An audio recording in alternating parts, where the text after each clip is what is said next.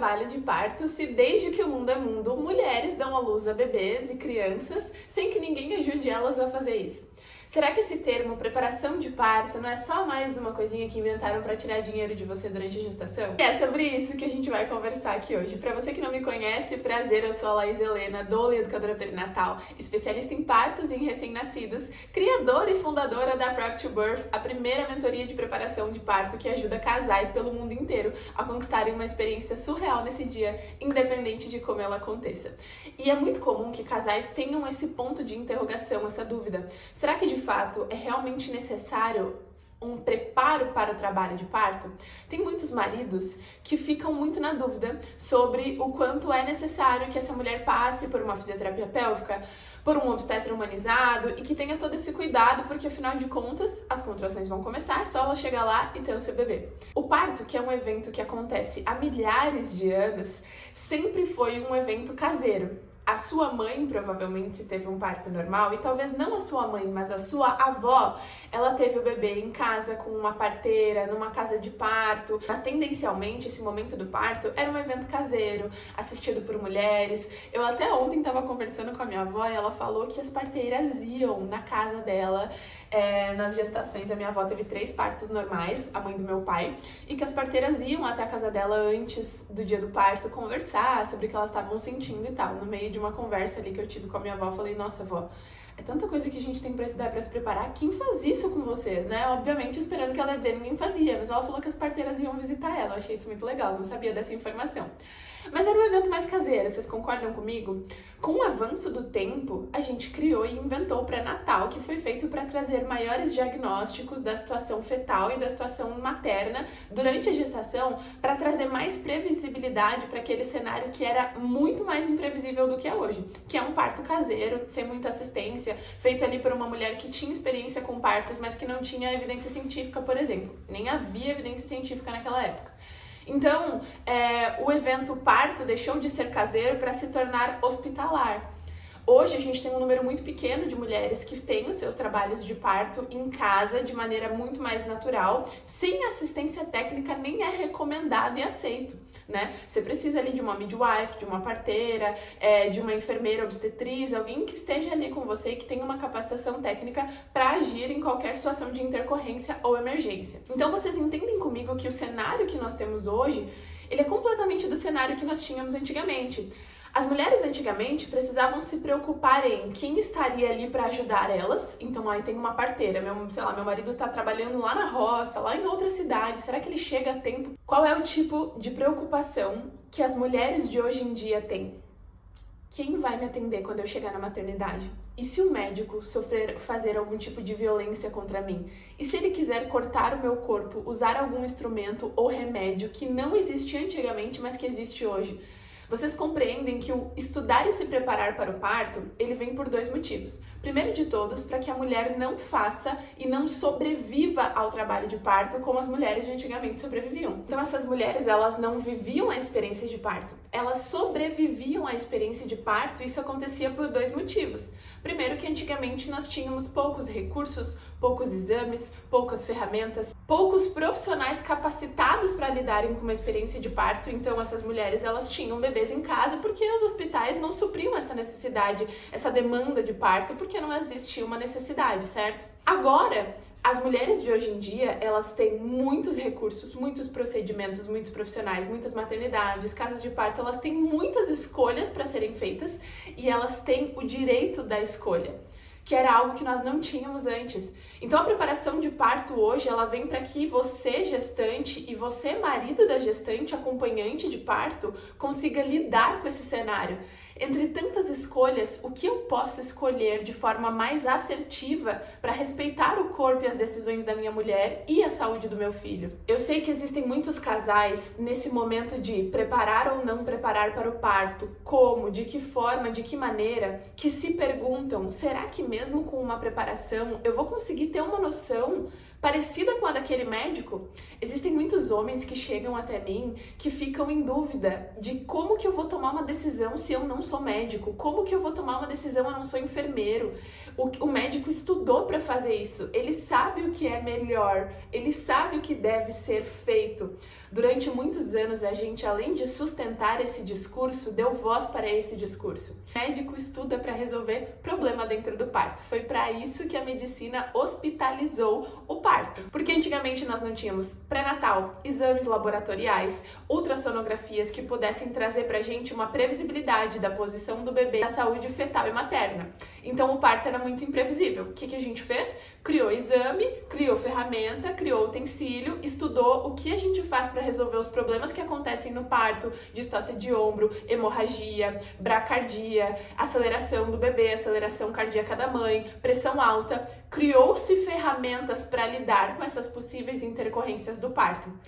Então o médico, ele sabe lidar com as possíveis intercorrências do parto. Médicos, dentro da sua formação, não aprendem especificamente como lidar com o cenário natural de parto, que é o que a gente fala dentro da humanização, de sentar em cima da mão e deixar a mãe e o bebê agirem, deixar o corpo daquela mulher guiar o trabalho de parto e só intervir se for necessário. Existem médicos hoje maravilhosos que são especializados, vamos dizer assim, nessa área de humanização do parto, médicos que estudaram para trazer um parto mais humano, mas a gente sabe que eles são a minoria, principalmente dentro de países como o Brasil, Portugal e até mesmo os Estados Unidos. A gente não encontra eles em tanta quantidade ainda. Fé que daqui a uns anos eles já serão a maioria. Então a gente precisa sim se preparar para conseguir lidar com esse parto da melhor forma possível para essa mulher e poder argumentar com essa equipe. Cada profissional dentro da linha de assistência ao parto normal, a enfermeira, a obstetriz ali, a midwife, o técnico de enfermagem, se uma parteira estiver dentro de uma casa de parto, o obstetra, o pediatra neonatal, a fisioterapeuta pélvica, a doula, todas essas pessoas, cada uma delas tem uma função. E a função do médico, a função técnica do enfermeiro, ela é extremamente necessária, mas não é ela que vai fazer com que você consiga vivenciar a sua experiência de parto. Isso só você pode fazer, você e o seu marido, e caso vocês tenham alguém junto para trazer um apoio emocional e um suporte informativo como uma doula. Então estudar hoje para o parto vem para que vocês consigam se sentir seguros de vivenciar este momento. A gestante precisa se sentir segura de que ela sabe muito bem o que ela quer viver e quais procedimentos ela não aceita, para que ela possa passar isso para o acompanhante e ele tenha repertório o suficiente para poder lidar com essas escolhas da mulher dele. Se a tua mulher enviar um Reels para ti, dizendo, de uma fisioterapeuta, dizendo que é uma negligência e uma violência obstétrica cortar o períneo de uma mulher e que a episiotomia não pode ser feita em nenhuma hipótese, e você souber disso, vocês escreverem isso no plano de parto, e no momento em que você entra dentro da sala de parto, o médico te traz uma argumentação para te convencer de que ele estudou e ele sabe o que é melhor, você não vai ter como defender a sua mulher porque você não tem segurança para isso. Eu já cansei de ver e divido relatos com vocês dentro do meu Instagram de homens bem preparados que conseguem fazer com que as suas mulheres não sofram violência obstétrica porque eles estão seguros e capacitados. Quando você se sente inseguro, você olha pra você e pensa, eu não vou conseguir argumentar com esse homem que estudou pra isso. Agora, quando você também estuda, não uma medicina inteira, estuda pra lidar com o momento do parto da tua mulher, estuda pra lidar com as escolhas que ela teve, você consegue se sentir muito mais seguro para usar o poder do acompanhante, que é a argumentação. Doutor, esse procedimento que o senhor está indicando, ele é para acelerar o trabalho de parto ou ele é realmente necessário? Aí você já dá espaço para conversa e o médico vai te trazer a justificativa dele. Quando você entende para que serve a ocitocina, o miso, o descolamento de membrana, todas as intervenções mais comuns que podem ser oferecidas, ele vai te dizer a intervenção. Opa, eu já sei para que ela serve, você vai perguntar, vai analisar a resposta dele e vai falar, faz sentido mesmo, vamos aceitar, ou, doutor, a gente pode esperar mais um pouco? E assim você salva a experiência de parto da sua mulher no momento em que ela mais precisa de você. Só que você não vai conseguir fazer isso, nem você acompanhante, nem você gestante, rolando Reels no Instagram. Para que vocês, como um casal, consigam vivenciar uma experiência de parto e não sobreviver a ela, e viver uma experiência diferente do que a grande maioria das pessoas vive, vocês precisam fazer o que a grande maioria das pessoas não faz. Preparação, dedicação de tempo. Do mesmo jeito que vocês se dedicam a buscar recursos para criar um quartinho legal, um espaço legal para o bebê, pensar num bom chá de fralda, uma despedida da barriga, organizar a casa para receber uma criança, vocês também precisam se organizar para adquirir conhecimento para que vocês estejam de fato capacitados para viver esta experiência. Formas de alívio da dor, movimentos e exercícios que essa mulher pode fazer durante a gestação que vão auxiliá-la no trabalho de parto, o que fazer em cada fase do parto, como eu identifico qual fase do parto a minha mulher tá, o que eu posso fazer para ajudar ela em cada fase, você estuda o que você pode fazer e ela estuda o que ela pode fazer. E juntos vocês conseguem construir essa experiência. Estudar para o parto hoje não é mais uma escolha, é uma necessidade. Para que mulheres consigam viver boas experiências de parto, diminuam as suas chances de ter depressão pós-parto, porque eu não sei se vocês sabem, mas viver uma boa experiência de parto diminui em mais de 48% a chance dessa mulher desenvolver depressão pós-parto. Se a tua mulher for violada, se sentir insegura, e o ser violada não é que ela foi violada, se ela se sente violada, insegura, desrespeitada e desamparada no momento do parto, as chances dela, além de lidar com o bebê, amamentação e pós-parto, ter que lidar com um emocional totalmente abalado e fragilizado, aumenta as suas probabilidades de desenvolver depressão pós-parto e baby blues. Isso é uma ferida que nunca mais cicatriza nessa mulher. Imagine você, homem, se escutasse a vida inteira dos homens ao redor de você que parir uma criança foi uma experiência horrível, e se depois que você estivesse grávido, andando com a sua barriga toda feliz pela rua, você ouvisse histórias ruins sobre o parto, você também não sentiria medo? Você também não sentiria vontade de fazer tudo o que você pode para conseguir mudar a sua realidade? A partir do momento que uma pessoa consegue viver uma boa experiência de parto, você tem essa possibilidade de viver também. E o que eu quero deixar muito claro aqui para vocês, que muitas pessoas têm essa imagem deturpada do que é preparação de parto, é que não é parto normal a todo custo e nem cesariana para todo mundo. A boa preparação de parto não vai falar para você apenas sobre parto normal. Uma boa preparação de parto precisa te deixar ciente do que é um parto normal, de como você pode viver a experiência de um parto normal, de quando você precisa de uma cesariana, de quando você precisa aceitar as intervenções e para que elas servem, de quando não é mais hora de continuar e de como viver a experiência de uma cesárea da melhor maneira possível. Você precisa se sentir segura para viver qualquer tipo de experiência dentro desse cenário de parto. Uma boa experiência de parto não é só a experiência do parto normal, do parto humanizado, do parto natural, sem analgesia ou sem intervenção.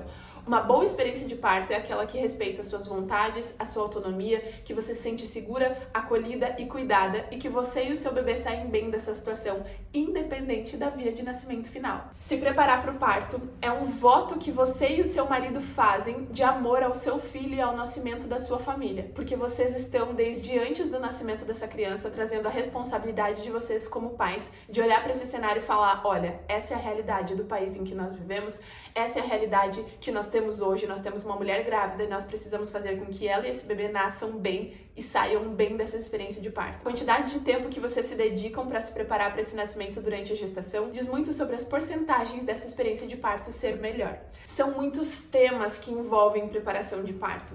Preparo mental, porque o parto é 90% mental e existem vários hacks, técnicas e estratégias que a gente pode usar para preparar o mental dessa mulher durante toda a gestação, para ela viver uma menor sensação de dor durante o parto.